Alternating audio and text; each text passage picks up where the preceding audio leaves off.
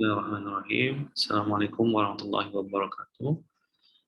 Selamat pagi Bapak Ibu semua.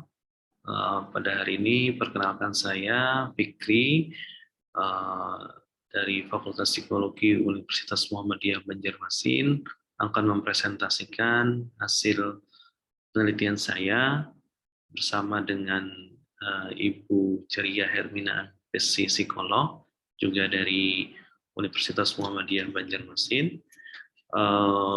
Judul penelitian kami pada hari ini adalah stres pengasuhan pada orang tua di masa pandemi COVID-19. Baik, adapun penelitian ini dilatar belakangi oleh yang pertama bahwa eh, pandemi COVID-19 telah menyebabkan perubahan pola interaksi dan aktivitas di seluruh kehidupan manusia, ya, tak terkecuali di bidang pendidikan. Nah, sejak adanya kebijakan pendidikan untuk mengatasi pandemi oleh pemerintah, yaitu melalui kebijakan penghentian segala aktivitas di luar rumah, termasuk proses belajar di sekolah. Nah, adanya kebijakan school from home. Nah, sejak kebijakan itu muncul dan diberlakukan oleh pemerintah agar ditindaklanjuti oleh sekolah-sekolah, maka imbasnya adalah peran orang tua semakin bertambah. Orang tua dituntut untuk menerapkan pola asuh yang baik dalam mendampingi anak selama nyaris 24 jam dalam satu hari. Hal ini membuat tuntutan akan pengasuhan yang efektif sangat diperlukan. Nah, tuntutan-tuntutan ini, artinya tuntutan pengasuhan ini jika direspon dengan baik oleh orang tua, maka akan membawa keberhasilan pengasuhan oleh orang tua. Tetapi sebaliknya, jika tidak dapat direspon dengan baik, maka akan membuat orang tua mengalami stres. Ya. Artinya akan mengalami tekanan-tekanan psikologis. Nah, stres yang terkait dengan proses pengasuhan yang dilakukan oleh orang tua dikenal dengan konsep stres pengasuhan, atau biasanya dalam istilah asing disebut dengan parenting stress, ya. Ada beberapa dampak, ya, ada beberapa dampak negatif yang akan dialami oleh orang tua jika stres pengasuhan ini dibiarkan. Menurut Osborne dan Reed tahun 2010, dampak dari stres pengasuhan membuat pengasuhan orang tua menjadi tidak efektif dan akan berdampak pada masalah perilaku anak.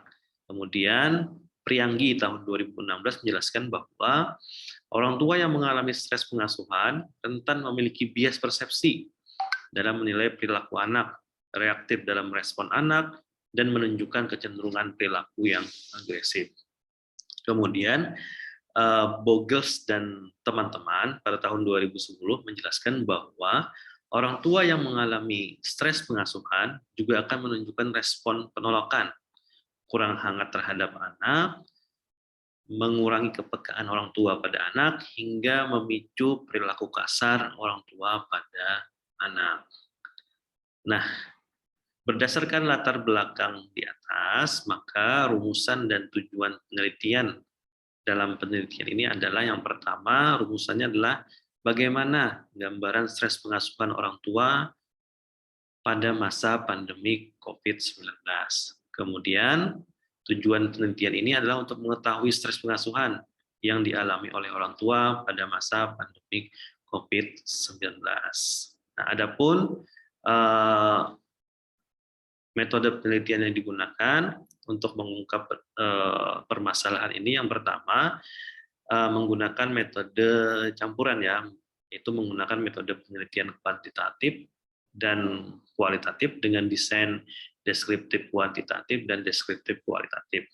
Nah, untuk alat pengumpul data yang digunakan adalah menggunakan parental stress scale dengan alpha Cronbach sebesar 0,804 dan parenting stress scale ini untuk mengukur stres pengasuhan pada orang tua. Kemudian satu pertanyaan terbuka tentang apa kesulitan yang dialami oleh orang tua selama memberikan pengasuhan pada anak pada masa pandemi COVID-19. Nah, adapun teknik pengambilan subjek yang digunakan adalah random, ya. Subjek berjumlah 82 orang yang dapat diidentifikasi dengan peran ayah sebanyak 12 orang, 70 subjek adalah dengan peran ibu, dan 4 subjek itu single parent. Nah, seluruh subjek ini memiliki anak dari tingkatan sekolah dasar, dari tingkatan sekolah kelompok bermain sampai dengan sekolah menengah pertama. Adapun analisis data yang digunakan adalah analisis statistik deskriptif dan analisis deskriptif kualitatif. Ya, adapun hasilnya adalah seperti ini ya, berdasarkan hasil analisis data deskriptif maka ditemukan gambaran stres pengasuhan ya, stres pengasuhan pada orang tua berdasarkan data hipotetik yang dihimpun oleh peneliti. Maka stres pengasuhan dapat dikategorikan menjadi tiga bentuk ya, atau mohon maaf 3 jenis, yaitu ada stres pengasuhan yang rendah, stres pengasuhan sedang, dan stres pengasuhan tinggi. Dari hasil penelitian ditemukan bahwa subjek penelitian memiliki stres pengasuhan yang tinggi, yaitu sekitar 80 subjek itu berada dalam kategori tinggi, yaitu sekitar 93,02%. Kemudian ada 6 subjek yang berada dalam kategori sedang. Nah, berdasarkan pengkategorian subjek pada tabel 2, dapat diketahui bahwa skor stres pengasuhan subjek penelitian berada dalam kategori tinggi sebesar 93,02% dan kategori sedang sebesar 6,98%. Hasil penelitian ini menunjukkan bahwa stres yang dialami orang tua pada masa pandemik atau stres pengasuhan yang dialami orang tua pada masa pandemi COVID-19 cenderung tinggi. Nah, kemudian selain analisis statistik deskriptif, juga analisis menggunakan data kualitatif dengan pertanyaan terbuka, yaitu menurut Bapak atau Ibu orang tua, hal apa saja yang membuat Bapak Ibu kesulitan dalam memberikan pengasuhan kepada anak selama pandemi COVID-19 ini. Nah, dari pertanyaan terbuka ini banyak sekali respon yang ditemukan oleh peneliti. Nah, kemudian respon-respon tersebut dianalisis oleh peneliti dan ditemukan beberapa aspek kesulitan pengasuhan yang dialami oleh orang tua. Adapun aspek-aspek kesulitan pengasuhan tersebut adalah sebagai berikut. Yang pertama adalah orang tua merasa anak mereka jenuh ya dengan kebijakan belajar atau sekolah dari rumah. Kemudian orang tua juga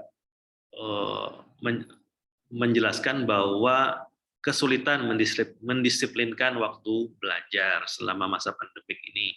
Kemudian yang ketiga, adanya kesulitan peran ganda ya, terutama untuk orang tua yang bekerja. Ya. Kemudian ada juga dapat ditarik kesimpulan juga orang tua mengalami kesulitan dalam proses mendampingi anak selama kegiatan belajar mereka. Kemudian orang tua juga bilang bahwa mereka kesulitan menciptakan suasana belajar. Yang keenam, orang tua merasa anak kurang optimal dalam bersosialisasi dengan teman sebayanya. Yang ketujuh, orang tua merasa kesulitan memberikan arahan untuk mengikuti protokol kesehatan COVID-19 untuk anak-anaknya. Dan yang terakhir adalah stres pengasuhan yang mereka alami adalah ketakutan terinfeksi COVID-19. Nah, beberapa hasil penelitian terdahulu menunjukkan bahwa orang tua yang mengalami stres pengasuhan akan berdampak negatif ya, tidak hanya pada diri orang tua tetapi juga anak-anak. Nah, menurut Prianggi, orang tua yang mengalami stres pengasuhan berpotensi memiliki bias persepsi dalam menilai perilaku anak, reaktif dalam merespon anak, dan kecenderungan menunjukkan perilaku yang agresif kepada anak. Kemudian orang tua yang mengalami stres pengasuhan cenderung melampiaskan amarahnya kepada anak, seperti misalnya mencubit, memukul, dan mendiamkan anaknya ketika sudah diatur. Rahayu, Nikmatul Zahro, dan Amalia tahun 2019. Kemudian menurut saya, berdasarkan hasil penelitian dilakukan Sandia tahun 2016, bahwa stres pengasuhan membuat orang tua menelantarkan anak, melakukan kekerasan fisik dengan anak, serta menyebabkan terganggunya kegiatan sehari-hari orang tua, karena orang tua hanya murung dan tidak mau melakukan apapun untuk perkembangan anak, sehingga akan terjadi kondisi pengasuhan yang kurang maksimal kepada anak. Nah, hasil penelitian yang dilakukan peneliti ini sejalan dengan penelitian yang dilakukan oleh Susilowati dan Aja Sophia tahun 2020, yang juga menemukan bahwa tingkat stres pengasuhan orang tua berada dalam taraf level sedang sekitar 75% lebih dan tinggi sekitar 10,31%. Kemudian Susilowati dan Aja Sophia juga menambahkan bahwa 71,88% yang mengalami stres pengasuhan adalah perempuan atau ibu. Hal ini sesuai dengan mayoritas subjek penelitian dalam penelitian ini yang mayoritasnya adalah seorang perempuan atau seorang ibu, yaitu sebesar 85,36%, 70 subjek. Nah, menurut Susilowati dan Aja Sophia, tingkat stres yang tinggi ini antara lain disebabkan karena ketidakmampuan orang tua dalam membimbing anak belajar, adanya permasalahan kesehatan keluarga, dan masalah ekonomi keluarga. Nah, temuan ini juga sejalan dengan hasil penelitian yang dilakukan oleh Parzewska ya pada tahun 2021.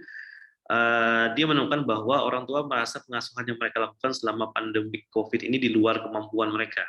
Nah, secara umum, menurut Parzewska, orang tua tidak yakin dengan kompetensi pengasuhan yang mereka berikan, dan mereka cemas tentang masa depan anak-anak mereka nantinya. Nah, berdasarkan temuan Susilowati dan Aja Sophia tahun 2020 dan temuan dari Parzewska tahun 2021, dua temuan ini mengkonfirmasi atau dapat dikonfirmasi melalui penelitian yang dilakukan oleh peneliti, bahwa berdasarkan deskripsi kualitatif, kesulitan pengasuhan yang dialami orang tua dalam peneliti menunjukkan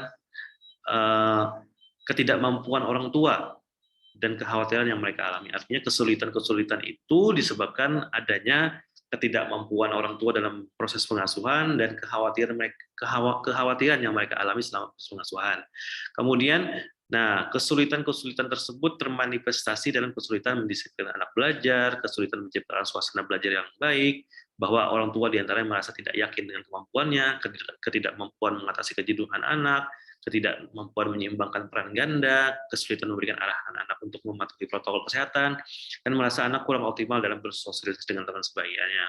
Nah, Susilowati dan Aja Sophia tahun 2020 memberikan saran ya, berdasarkan hasil temuan penelitian ini maupun temuan penelitian mereka, bahwa agar pekerja sosial itu memberikan layanan psikososial bagi orang tua, seperti memberikan konseling dan terapi keluarga dengan tujuan untuk meningkatkan resilien ya atau ketahanan keluarga di masa pandemik COVID-19.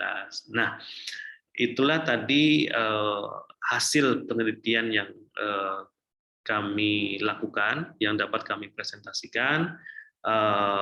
Mudah-mudahan dapat bermanfaat dan mudah-mudahan dapat diberikan saran dan masukan agar penelitian ini hasilnya menjadi semakin baik lagi. Saya akhiri dengan ucapan Alhamdulillahirabbil alamin. Assalamualaikum warahmatullahi wabarakatuh.